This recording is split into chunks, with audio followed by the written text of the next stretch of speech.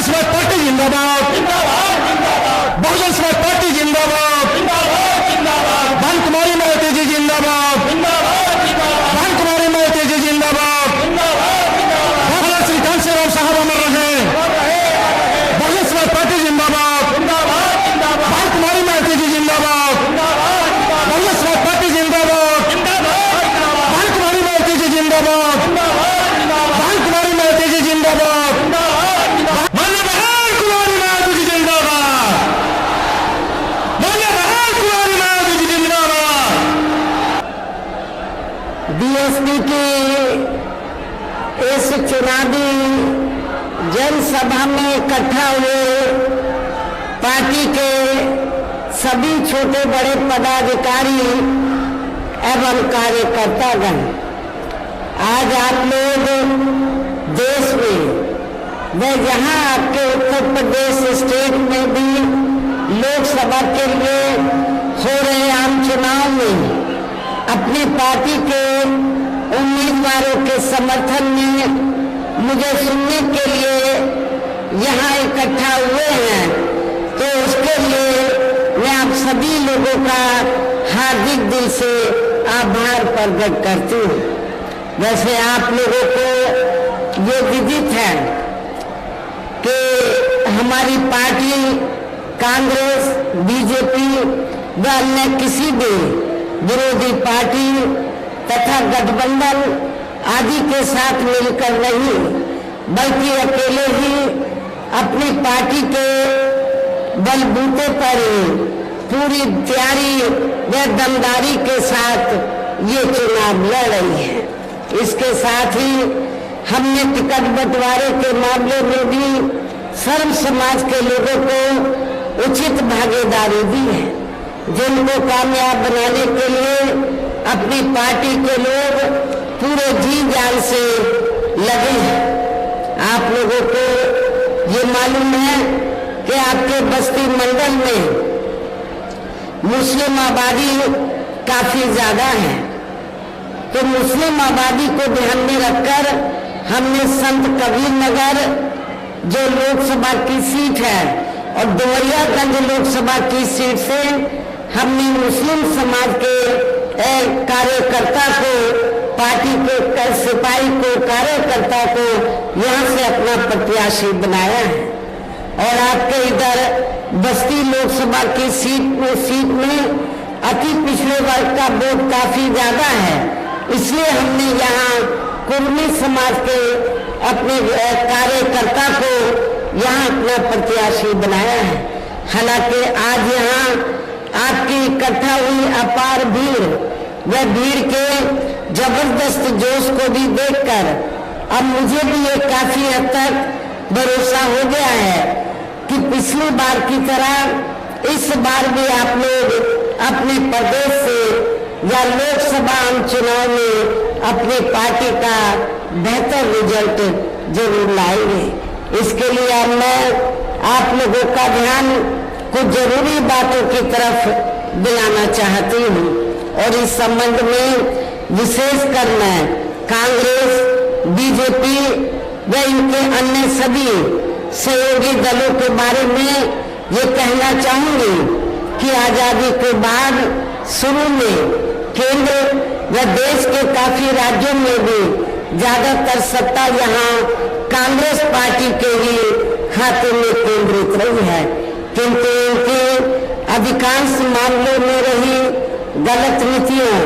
एवं गलत कार्य प्रणाली आदि की वजह से फिर इस पार्टी को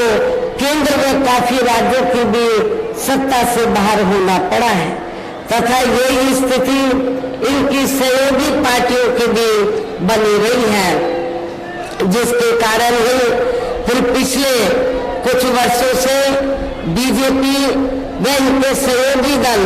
केंद्र एवं काफी राज्यों की भी सत्ता में काबिज हो गए हैं, लेकिन इनकी भी ज्यादातर रही जातिवादी, पूंजीवादी, संकीर्ण, सांप्रदायिक व द्वेषपूर्ण नीतियों एवं कार्य प्रणाली आदि से तथा इनकी कथनी व करनी में भी काफी अंतर होने की वजह से अब ऐसा लगता है इस बार ये पार्टी भी, यानी कि भारतीय जनता पार्टी भी केंद्र की सत्ता में आसानी से वापस आने वाली नहीं है, बशर्ते यदि ये चुनाव इस बार फ्री एंड फेयर होता है, पूरे तौर से फ्री एंड फेयर होता है तथा आम चर्चा के मुताबिक वोटिंग मशीनों में भी कोई गड़बड़ी आदि नहीं की जाती है। और वैसे भी इस बार चुनाव में इनकी कोई भी पुरानी व नई चल रही नाटकबाजी, जुमलेबाजी व गारंटी आदि काम में आने वाली नहीं है, क्योंकि अब देश की जनता काफी हद तक इस बात को समझ चुकी है कि इनकी पार्टी ने अब तक देश के विशेषकर गरीबों, कमजोर तबकों, मध्यम वर्गीय एवं अन्य मेहनतकश लोगों को जो इन्हें अच्छे दिन दिखाने के असंख्य प्रलोभन भरे वायदे किए हैं तथा अनेकों हवाई व कागजी गारंटी आदि भी दी है, तो उनका जमीनी हकीकत में अभी तक इन्होंने लगभग 1/4 हिस्सा भी कार्य पूरा नहीं किया है, बल्कि इसके स्थान पर इनका ज्यादातर समय व ताकत भी जहां इनके अपने चहेते रहे बड़े बड़े पूंजीपतियों एवं धनना सेठों को ही ज्यादा से ज्यादा मालामाल व धनवान आदि बनाने में तथा उन्हें हर स्तर पर छूट देने में व बचाने में ही लगी रहती है, जिनके अधिकांश आर्थिक सहयोग से ही ये पार्टी व अन्य पार्टियां भी अपना संगठन चलाती हैं तथा चुनाव आदि भी लड़ाती हैं, जिसका काफी कुछ खुलासा बॉन्ड की आई रिपोर्ट से भी हो जाता है। इस संबंध में वैसे आप लोगों को ये मालूम है कि अभी कुछ दिन पहले माननीय सुप्रीम कोर्ट ने तो बॉन्ड के जरिए जिन जिन पार्टियों ने बड़े बड़े पूंजीपतियों व धन्ना सेठों आदि से पैसा लिया है तो उसकी रिपोर्ट का खुलासा किया है। और रिपोर्ट में क्या आया कि पूरे देश में तो बीएसपी को छोड़कर कांग्रेस, बीजेपी व अन्य और विरोधी पार्टियां इन्होंने इस देश के बड़े बड़े पूंजीपतियों व धन्ना सेठों से बॉन्ड के जरिए तो अरबों खरबों रुपया अपनी पार्टी के संगठन को चलाने व चुनाव आदि लड़ाने के लिए लिया है, ये रिपोर्ट में आया है। लेकिन बहुजन समाज पार्टी एक ऐसी पार्टी है, रिपोर्ट से ये खुलासा हुआ कि बहुजन समाज पार्टी एक ऐसी पार्टी है जिस पार्टी ने देश के किसी भी छोटे या बड़े पूंजीपति व धन्ना सेठ से एक भी रुपया अपनी पार्टी के संगठन को चलाने व चुनाव आदि लड़ाने के लिए नहीं लिया है। इसलिए हमारी पार्टी बीएसपी मेंबरशिप के जरिए ही और जन्मदिन के मौके पर थोड़ा थोड़ा धन इकट्ठा करके चुनाव के दौरान भी थोड़ा थोड़ा धन इकट्ठा करके हमारी पार्टी अपने संगठन को चलाती है तथा चुनाव आदि भी लड़ाती है। इसके साथ ही अब ऐसा लगता है, इसके अलावा इसके साथ ही अब ऐसा लगता है कि कांग्रेस पार्टी की तरह ही बीजेपी ने भी केंद्र की तमाम सरकारी जांच एजेंसियों का ज्यादातर राजनीतिकरण कर दिया है। आप लोगों को मालूम है जब केंद्र में कांग्रेस पावर में होती है तो वो सरकारी जांच एजेंसियों का दुरुपयोग करती है, राजनीतिकरण करती है, और जब बीजेपी पावर में आती है तो बीजेपी भी सरकारी जांच एजेंसियों का ज्यादातर दुरुपयोग करती है, राजनीतिकरण करती है। ये मैं समझती हूँ ठीक नहीं है। इसके अलावा देश के किसान वर्ग भी वर्तमान बीजेपी की सरकार में शुरू से ही अपनी विभिन्न समस्याओं को लेकर काफी ज्यादा दुखी व परेशान रहे हैं और अभी भी हैं। जबकि यूपी में 4 बार हमारी पार्टी की रही सरकार ने इनके हितों का भी हर स्तर पर विशेष ध्यान रखा है। और इतना ही नहीं, आप लोगों को ये भी मालूम है, हमारी पार्टी ने अपनी चारों हुकूमतों के दौरान तो किसानों को समय से हमने खेती करने के लिए सस्ते साधन उपलब्ध कराए हैं और उनकी फसल का भी समय से हमने उचित दाम दिया है, जो अब आपको किसी भी पार्टी की सरकार में या मिलता हुआ नजर नहीं आ रहा है। इतना ही नहीं, बल्कि केंद्र में पूर्व की रही कांग्रेसी सरकार की तरह ही वर्तमान भाजपा सरकार में भी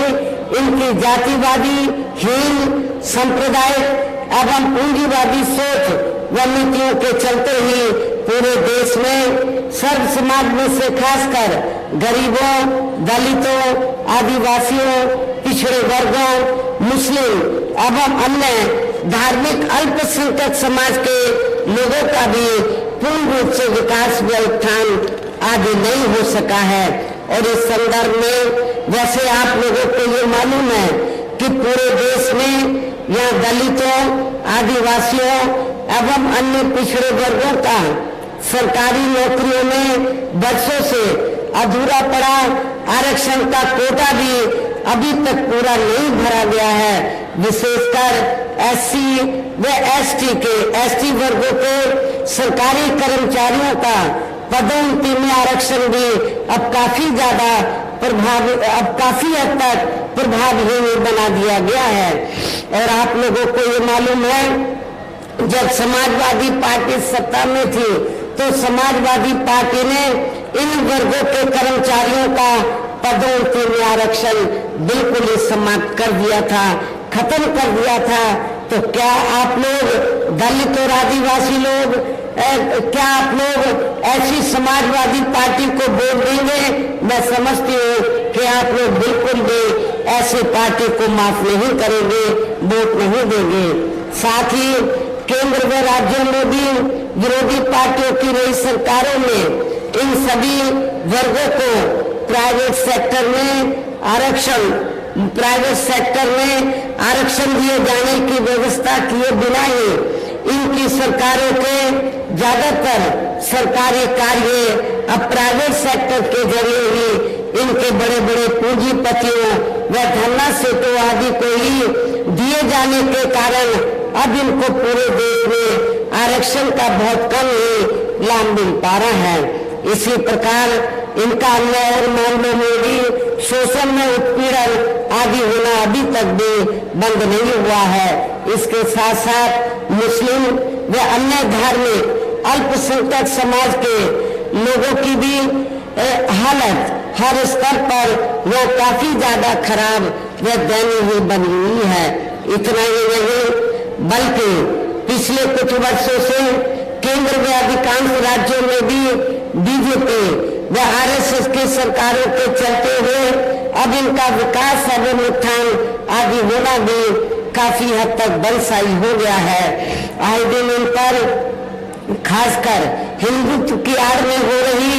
जनजाति भी यह काफी ज्यादा चरम सीमा पर पहुंच चुकी है। इसके साथ साथ अपर कास्ट समाज में से विशेषकर गरीब लोगों की भी हालत हमें कोई खास अच्छी नजर नहीं आती है। इनकी गलत कृषि नीतियों के कारण किसान वर्ग भी आए दिन आंदोलित रहता है। साथ ही इनके गलत आर्थिक नीतियों की वजह से देश की अर्थव्यवस्था पर भी इसका काफी बुरा प्रभाव पड़ रहा है, जिससे यह विशेषकर छोटे एवं मध्यम वर्गीय व्यापारी वर्ग भी काफी ज्यादा दुखी व परेशान है। और अब केंद्र में पूर्व की रही सरकारों की तरह ही वर्तमान भाजपा सरकार में भी यहाँ पूरे देश में गरीबी, बेरोजगारी एवं महंगाई आदि भी लगातार काफी ज्यादा बढ़ रही है। देश में हर स्तर पर फैला भ्रष्टाचार भी अभी तक भी खत्म नहीं हुआ है। ऐसे में अब आप लोगों को देश में हो रहे लोकसभा चुनाव में कांग्रेस, बीजेपी व इनकी सहयोगी पार्टियों को भी केंद्र की सत्ता में आने से जरूर रोकना है। जिनकी गलत नीतियों व गलत कार्य प्रणाली आदि को आप लोग काफी हद तक आजमा भी चुके हैं। ऐसी स्थिति में अब ये विरोधी पार्टियां इस चुनाव में भी किस्म किस्म के साम दाम दंड भेद आदि अनेकों हथकंडे इस्तेमाल करके केंद्र की सत्ता में आने की पूरी कोशिश में लगी हैं, जिनसे अपनी पार्टी के लोगों को हर स्तर पर काफी ज्यादा सावधान रहना है। और इस मामले में विरोधी पार्टियां अपने अपने पक्ष में हवा बनाने के लिए खासकर मीडिया, ओपिनियन पोल व सर्वे आदि का जो बड़े पैमाने पर इस्तेमाल कर रही हैं, तो उनसे भी अपनी पार्टी के लोगों को बिल्कुल भी गुमराह नहीं होना है। इसके साथ ही विरोधी पार्टियों के विभिन्न रूपों में जारी किए गए इनके हवाई व प्रलोभन भरे चुनावी घोषणा पत्रों एवं वायदों आदि के बहकावे में भी अपनी पार्टी के लोगों को कतई नहीं आना है, जिन्हें ये पार्टियां चुनाव खत्म होने के बाद ज्यादातर अमल में नहीं लाती हैं और अभी जिन पर से देश की जनता का अधिकांश विश्वास ही उठ गया है। यही खास वजह है कि हमारी पार्टी किसी भी चुनाव में अपनी पार्टी का कोई भी चुनावी घोषणा पत्र आदि जारी नहीं करती है। वैसे भी हमारी पार्टी किसी भी चुनाव में कहने में बहुत कम बल्कि कार्य करके दिखाने में ही ज्यादा विश्वास रखती है। और इस बात का सबसे बड़ा सबूत यह है कि उत्तर प्रदेश में 4 बार हमारी पार्टी के नेतृत्व में रही सरकार ने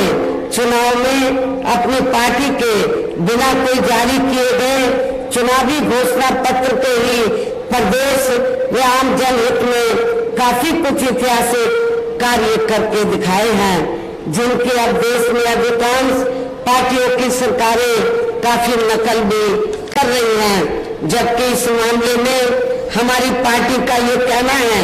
कि यदि इन पार्टियों के स्थान पर केंद्र में हमें अपनी पार्टी की सरकार बनाने का मौका मिलता है, तो तब फिर हमारी पार्टी की बनी सरकार केंद्र में यहाँ तक की रही सभी विरोधी पार्टियों की सरकारों की तरह केवल हवाई व कागजी कार्य आदि नहीं करेगी, बल्कि उत्तर प्रदेश की तरह ही जमीनी हकीकत में ठोस कार्य करके दिखाएगी। और इस संदर्भ में खासकर मैं ये कहना चाहूंगी, केंद्र द्वारा देश में पिछले कुछ समय से अति गरीब परिवारों को अस्थायी तौर पर फ्री में जो थोड़ी सी खाद्य सामग्री दी जा रही है, तो उससे इनका स्थायी तौर पर भला होने वाला नहीं है। लेकिन आप लोगों को ये भी मालूम है कि इसके बदले में जब कोई छोटा चुनाव हो या बड़ा चुनाव हो, तो इसके बदले में तब फिर बीजेपी व आरएसएस के लोग ये कहते हैं कि बीजेपी की सरकार ने आपको फ्री में राशन दिया है, इसलिए आपको बीजेपी को वोट देना चाहिए। ये बिल्कुल गलत है, इसमें रत्ती भर भी सच्चाई नहीं है। क्योंकि इस संदर्भ में मैं आप लोगों को ये अवगत कराना चाहती हूँ कि पूरे देश में जो गरीब लोगों को थोड़ा सा जो फ्री में राशन दिया जा रहा है, तो ये कोई बीजेपी या आरएसएस के लोग नहीं दे रहे हैं, बल्कि पूरे देश की जनता जो विभिन्न रूपों में केंद्र की सरकार को टैक्स देती है, और टैक्स के जरिए जो सरकार के पास जनता का पैसा जाता है, उस पैसे से आप लोग फ्री में राशन आपको दिया जा रहा है। ये कोई किसी की मेहरबानी नहीं है। और वैसे भी आपकी ये जटिल समस्या, जो गरीब लोगों की ये जटिल समस्या है, देश में हर हाथ को